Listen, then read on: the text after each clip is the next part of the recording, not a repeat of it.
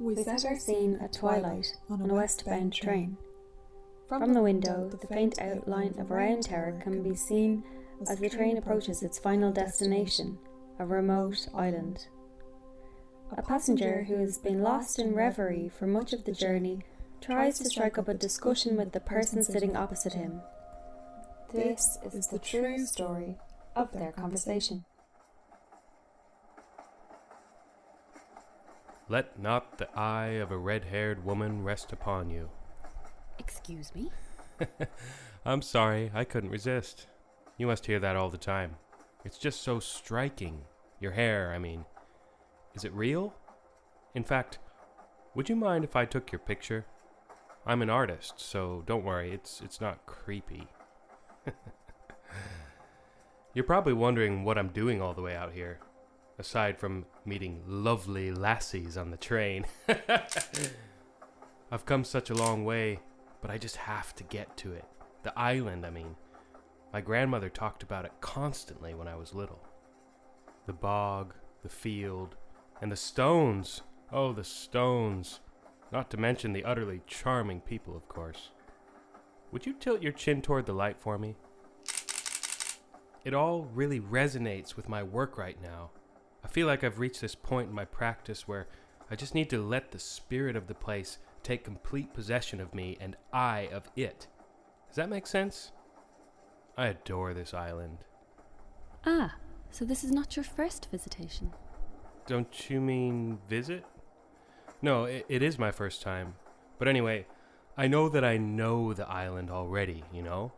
My work is really grappling with issues of like ancient versus modern, life versus death, time versus space, west versus further west. See, take the round towers, for example. They're an amazing metaphor for all those things because ever since the Druids used them as giant sundials, they've been a symbol for a new dawn in Ireland. They're like the unchanging thing around which everything, even the sun, moves. I honestly think I might be the first person to use the round towers as a medium in all of art history. But how about you? What's your story? What do you do? I'm no artist anyway. I can tell you that. I bet you could be if you wanted to. I know loads of red-haired artists. I'm working on a project of national significance. You asked what I do. I represent the citizens of this great republic. You, as an artist, might be interested to know that I work for the Bureau of Tourism, Culture, Linguistic, Historical, Rural, the Unexplained, Islands and Miscellaneous Affairs. Some call me a humble civil servant, and certainly I believe it's my mission to serve the people. I make it my business to figure out what is in the public's best interests. Who are they? What are their hopes and dreams? What moves them? I have to know your name. Oh, I am glad you asked. I may not be an artist, but I can get creative in naming my projects. This one is called Erase, expediting relocation of ancient stone edifices. Hey, did you just say arouse ancient, round objects uncannily standing erect? No. Oh my god, that's amazing because I actually know loads about the history of round towers in Ireland. Did you know that they were first built by a group of phallus-worshipping druid monks who were cast out of the east for being just like too intense? So these guys came all the way to Ireland and built round towers across the country in a pattern matching the constellations in the night sky. So magical. But also really smart because it helped to harness the cosmic energy of the stars using the towers like giant stone antennae. The monks could transmit radio signals from one tower to the next to warn each other of potential attacks by the native peasantry, who also found them really intense. Those guys died off eventually or whatever, but the towers remained in use for hundreds of years and were later widely used for hiding from the Protestants. Your project sounds really interesting, though. It is all of our project. But thank you. Yes, it was my idea. You've accidentally hit on my expert subject, actually. Not unlike yourself, I too am captivated by the round tower we are rapidly approaching. However, we at the Bureau see it as somewhat unmoored in its current location, or to use an official term, out of context. Wouldn't it be much more effective, I propose, to behold such a unique piece of architecture inside a museum where you can really appreciate its historical context and value? You see, back in Dublin, we don't have many good examples of monuments like these left. What we do have is a higher population and many more visitors to appreciate such things. And now, I know what you're going to say. Once it is moved, it will be changed utterly. But we really have thought of everything. The tower will be carefully removed, stone by stone, and resurrected precisely as you see it now. Only it will be at the capital. Huh? Yes. Again, I know what you're thinking. I've heard every argument. But it's standing where it was built. That may be so. But is it standing when it was built? No. Whenever a great tower such as this just rises out of the land to greet some misguided tourist, they are overcome by wanton ideas and fantasies about its origin. Such a thrill when you see it rise out of the ground like that.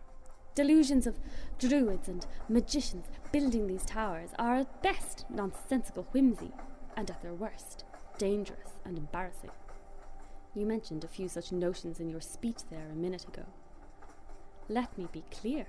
Round towers are without a single exception found near old churches. We can surmise, therefore, as their Irish name, Clugach, strongly suggests, that their primary purpose was as a bell tower. These towers are an elegant, early example of the imposition of timekeeping, not unlike the train we're travelling on. The round tower was, and still is, a symbol of progress. An arrow pointing triumphantly towards civilization. I think that's beautiful. And you would know.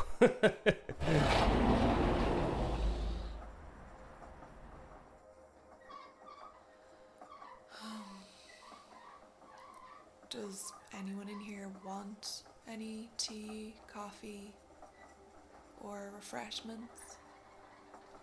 Yes, I'll take a black coffee and one of those, what do you call them, scones? Yeah. And the lady will have, no, let me guess, black tea, 2 sugars, loads of milk? I thought so. Okay, that'll be €6.66. He made a harp with druid apple wood, that she among her winds might know he wept. And from that hour he was watched over none but faithful lovers. Yeats. Love these coins you got here. Hey, keep the change.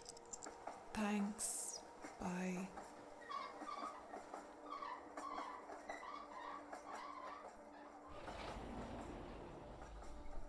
How curious. I was under the impression that the refreshments cart was cut many budgets ago. Are you not going to even touch your tea? Figures. That red head of yours is no lie. As a public servant, I can only travel by public transport. In doing so, I have often noted that the service is inefficient, sporadic, and interrupted in certain far reaches of the country. For that, nothing can be done. Knowing this, though, I strongly believe that any intact examples of exclusively Irish heritage will be better positioned in the city, where many more millions of admirers can have access to them. This is all about accessibility. And safety. You really never can be too safe. That's true. You should be especially careful around round towers. The one on the island has a pretty dark history. It is said that while it was being built, a red-haired woman passed by it without saying, "Bless the work." So one of the workers let a big stone fall down on her head and she died instantly. The stone is still there, and people say if you look very closely, you can see her red hair imprinted on it. Isn't that gross? I'm definitely going to use it in my work. Yes, I'm glad you appreciate the dangers. On top of all we already know about the towers, they would have been vertical death traps in times of invasion, as much as they are a health and safety nightmare today. don't you think it would make all the sense in the world to display a specimen such as this one inside a nice big museum behind a velvet rope with guides and audio tours to explain it and security guards to mind it, and to take special care that visitors don't trip and fall or, God forbid, climb inside a third-story window? Rapunzel, Rapunzel, let your red hair. Tickets, please. Tickets, please. Here you go, my good man. Wait, aren't you going to ask for her ticket? Ask who?